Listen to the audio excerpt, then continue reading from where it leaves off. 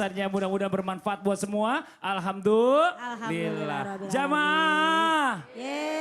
Masih semangat Bu, Pak. Masih semangat ya. Jangan merem.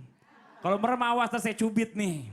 Kita lanjut lagi nih ya, langsung aja kita menjawab pertanyaan tadi sebelum iklan nih. Jika memang telah kita bermuhasabah ya kan, kita udah bertobat tapi masih aja ujian bahkan musibah nih diantaranya penyakit saat ini yang belum juga dihilangkan oleh Allah. Terus apa lagi yang harus kita lakuin nih ya? Berdoa udah, segala macam udah. Coba kita minta penjelasannya dari guru kita nih. Langsung aja, Ustazah Lulung Bunda udah siap? Insya Allah. Tepuk tangan buat Ustazah Lulung. Tepuk tangan Bunda. Alhamdulillah, barakallah. Allahumma afini fi badani. Allahumma afini fi sam'i. Allahumma afini fi basori. La ilaha illa anta. Ya Allah sehatkan badan kami. Sehatkan pendengaran kami. Sehatkan penglihatan kami. Tiada yang kami sembah kecuali Engkau ya Allah. Itu salah satu doanya. Jadi kita udah muhasabah, udah begini, udah bertobat, masih aja. Lah emang yang ngatur kita? Kan yang ngatur kehidupan kita adalah Allah. Allah itu berkehendak kepada kita.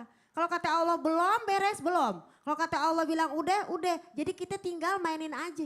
Artinya apa? Kita sebagai pelaku, sebagai hamba Allah hanya bersandar kepada Allah. Yang pertama kalau seperti ini, sholat udah, ngaji udah, jangan sombong.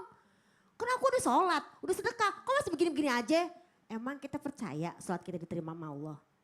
Masih percaya ibadah kita terima? Memang kita harus berharap, tapi jangan sampai akhirnya menghakimi orang lain. Gara-gara dia sih, aku jadi kayak begini. Begini deh kita pun introspeksi diri. Jadi yang pertama, kuatkan tauhid kita. Karena apa Bu? Masih ingat gak rukun iman ada berapa? Yang pertama, beriman kepada.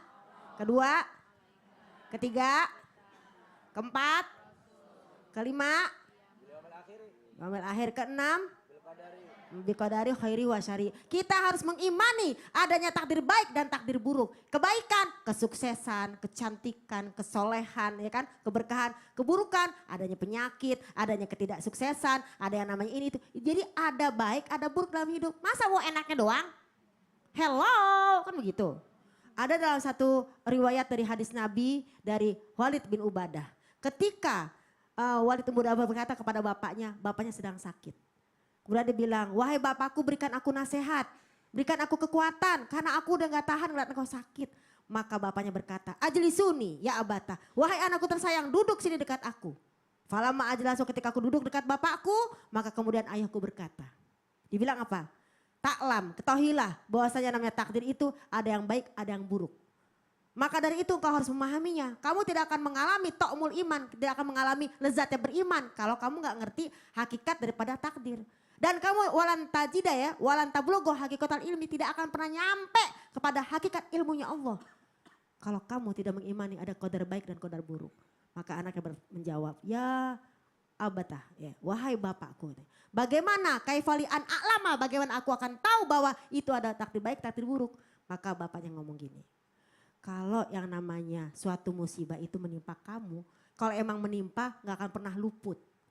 Kalau emang ada yang luput pasti gak akan menimpa. Jadi intinya apa? Kalau emang enggak kata Allah enggak.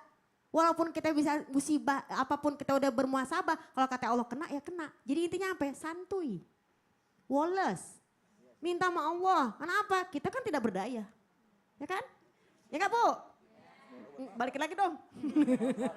Oh keseleo. Keseleo ya. Dan kedua apa dinyatakan di dalam ayat dalam hadis tadi. Dan ketika kita mengimani hal ini, tidak akan sampai kepada hakikat ilmu Allah, maka dari itu percayalah ada qadar baik, ada qadar buruk. Wa in mitta, ya kan? Wa in mitta, nah, jika kamu meninggal, ketika kamu wafat, walam tu'min bizalika tidak beriman kepada hal tadi, mitta dakhalta annar, kamu akan mati masuk neraka. Jadi ini adalah kekuatan tauhid kita lagi diuji sama Allah. Masa sampai gitu tadi diborong ya, semua diborong kayak gak ada hari esok.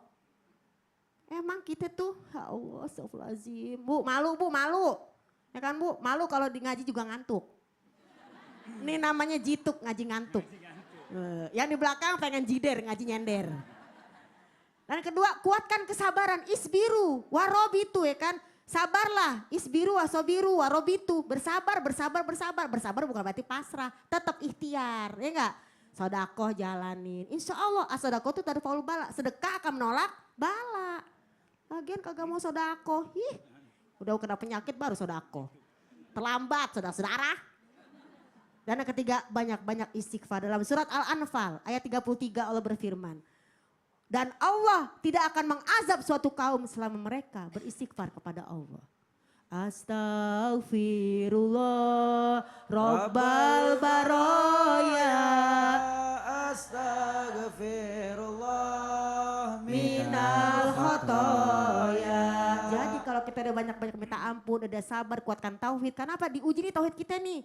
Takutan banget sih. Bener. Boleh takut, manusiawi wajar. Tapi jangan lebay. Istighfar. Istighfar, Jangan kan? pernah merasa cukup ibadah sama Allah. Karena belum tentu Allah bilang itu cukup buat Allah. Iya. Jadi kalau misalnya kasih ujian itu buat kita naikin derajat Naikin kita. ibadah kita lagi, kualitas ibadah. Rasulullah Masya aja Allah. sholat segala macam sampai kakinya semuanya hitam. Itu udah dijamin surga. Udah dijamin surga. Nah kita hitamnya apa coba? Jatuh. Kena paling. panci, gosong. Kena panci. Masya Allah. Jazakillah khair. Terima kasih banyak Bunda. Tepuk tangan dong buat Ustaz Lulung. Ini Tepuk Masya tangan. Allah. Kita lanjut lagi nih jamaah. Ada yang jider di sini Bu? Jider, ngaji yang Ngaji nyender. Apa jituk? Di sini ada Bu? Jitet Ngajinya nggak ada, ngantuk. jitet. Hah? Jitet. Jitet apaan tuh? Ngaji sambil nyatet. Jadi